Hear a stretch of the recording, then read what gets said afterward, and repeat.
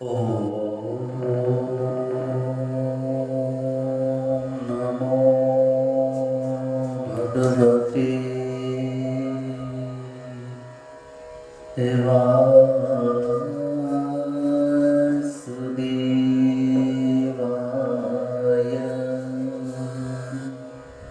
स्वस्ति श्री गणेशाय नमः। श्री सरस्वत्यै नमः। श्री गुरुभ्यो नमः। सच्चिदानन्दरूपाय विश्वोत्पत्त्यादिहेतवे तापत्रयविनाशाय श्रीकृष्णाय वयं नमः। हरे कृष्ण कृष्ण कृष्ण हरे हरे, हरे राम राम राम हरे हरे, हरे कृष्ण कृष्ण कृष्ण हरे हरे, हरे राम राम राम हरे हरे, हरे कृष्ण कृष्ण कृष्ण हरे हरे, हरे राम राम राम हरे हरे।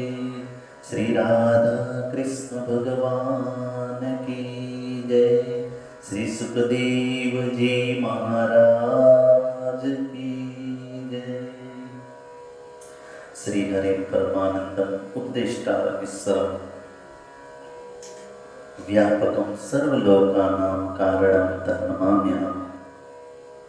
भगवान श्री हरिना दिव्य चरण कमलની અંદર વંદન। શ્રીમદ ભાગવત સત્સંગની અંદર આપ સૌનું સ્વાગત। જય શ્રી કૃષ્ણ, જય સિયારામ, હરિઓમ। ભગવાન શ્રી હરિના વાંગમય સ્વરૂપ શ્રીમદ ભાગવતની અંદર ગઈકાલના દિવસમાં જ્યાં આપણે સત્સંગને વિરામ આપેલું, પ્રથમ જગતગુરુ ભગવાન શ્રી કૃષ્ણ પરમાત્માના સ્વરૂપ સામર્થ્ય અને સ્વભાવના દર્શન કર્યા આપણે, એમનું શ્રવણ કર્યું। ત્યાર પછી ગુરુ એવા સુખદેવજીનું આપણે ચરિત્ર ઉપર થોડો પ્રકાશ કર્યો અને ત્યાર પછી શ્રી વ્યાસજી આપણે સૌને નૈમિષારણ્યની દિવ્ય અને પવિત્ર ભૂમિની અંદર લઈ જાય છે, જ્યાં સહસ્ત્ર વાર્ષિક સત્ર ચાલે છે। 88,000 ઋષિમુનિઓ ભેગા થઈ અને સહસ્ત્ર વાર્ષિક સત્ર કરે છે। સહસ્ત્ર વાર્ષિક સત્રનો અર્થ છે 1000 વર્ષ ચાલે એવો યજ્ઞ કરે છે આ ઋષિમુનિઓ।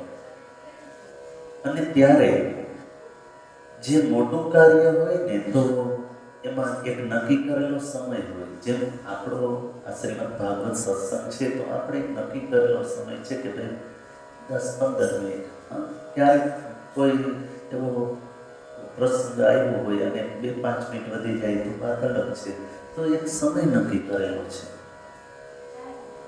તો એને સત્સંગ કહે। આજે પારાયણ હોય, અનુષ્ઠાન હોય તો એમાં નક્કી કરેલો હોય કે એ 8 દિવસ ચાલશે, 7 દિવસ ચાલશે, 9 દિવસ, 11 દિવસ, જે નક્કી કરેલું હોય અનુષ્ઠાન તો એ આટલા દિવસમાં પૂરું કરી દેવાનું હોય। અને આ છે એ સત્ર છે, એટલે કે સત્સંગ છે। અને આ લોકો સહસ્ત્ર વાર્ષિક સત્ર કરે છે અને 1000 વર્ષ ચાલે એવો યજ્ઞ કરે છે।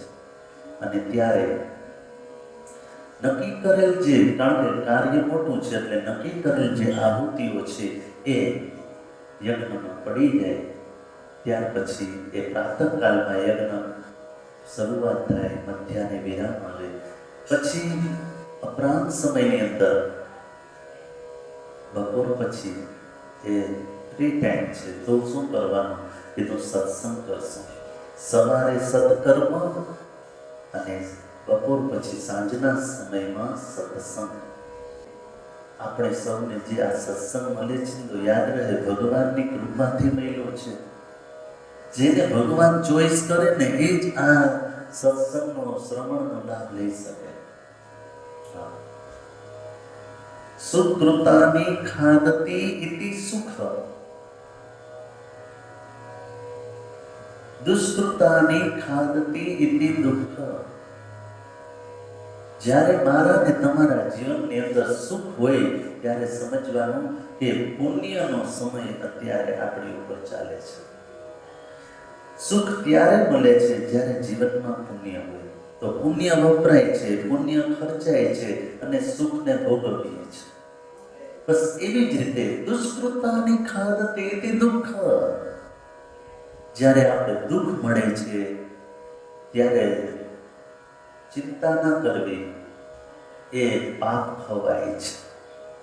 પાપનું ફળ છે દુઃખ, પુણ્યનું ફળ છે સુખ. મનને તમને જે કંઈ એસો આરામની જિંદગી મળી છે ને, તો એમાં કેવલ ને કેવલ પુણ્ય જ પ્રમાણ છે, પુણ્ય જ છે.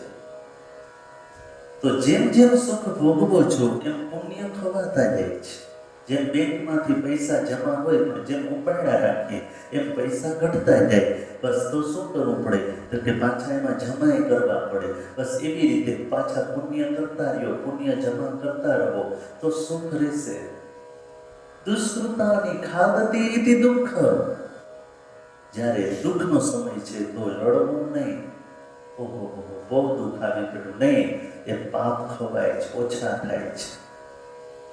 તો જ્યારે તમારા અને મારા જીવનમાં પુણ્યનો સમય હોય છે ત્યારે સુખ મળે છે.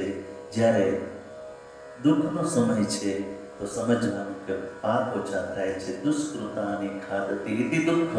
પણ જ્યારે સત્સંગ મળે, ભાગવત જેવો સત્સંગ મળે, કથા મળે, ત્યારે કયો સમય સમજવો?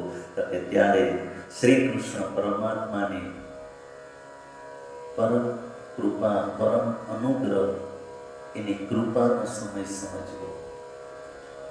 તો જ સંભળાશે મારા ભગવાન, બાકી નહીં સંભળાય. ફોનમાં સાંભળતા હોય તો એ રીંગ વાંખીએ ને સત્સંગ પૂરો થઈ જાય. સમજો, જેના ઉપર ભગવાન કૃપા કરે છે એ જ ભગવાનનું નામ લઈ શકે છે, એ જ ભગવાનની કથા સાંભળી શકે છે, એ જ સત્સંગ કરી શકે છે. આ તમારા ને મારા હાથની વાત નથી. આ કેવલ ને કેવલ પરમાત્માએ આપણી ચોઈસ કરી છે, ત્યારે જ આપણે આ રીતે સત્સંગ કરી શકીએ. તો એ સત્સંગ ક્યારે મળે? તો કે રામની કૃપાથી. પણ એ સત્સંગ મળે તો શું થાય? તો કે આપણા જીવનમાં વિવેકનો ઉદય થાય, વિવેકની વૃદ્ધિ થાય. તો અહીંયા પણ એ જ પ્રશ્ન પૂછવામાં આવ્યો, ભક્તિ જ્ઞાન અને વૈરાગ્યથી પ્રાપ્ત થાય એવો વિવેક કેવી રીતે વધે? બીજો પ્રશ્ન પૂછે છે, વૈષ્ણવો આપનું નામ તો પ્રભુ લે છે, છતાં મોહ અને માયા એને પકડી લે છે.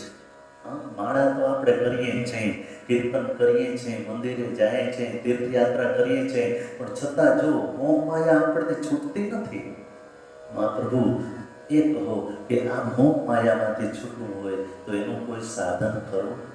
ત્રીજો પ્રશ્ન કરે છે મહારાજ, એ કહો કે કલિયુગમાં જીવ પ્રાય આસુરી વૃત્તિ વાળા થઈ ગયા છે.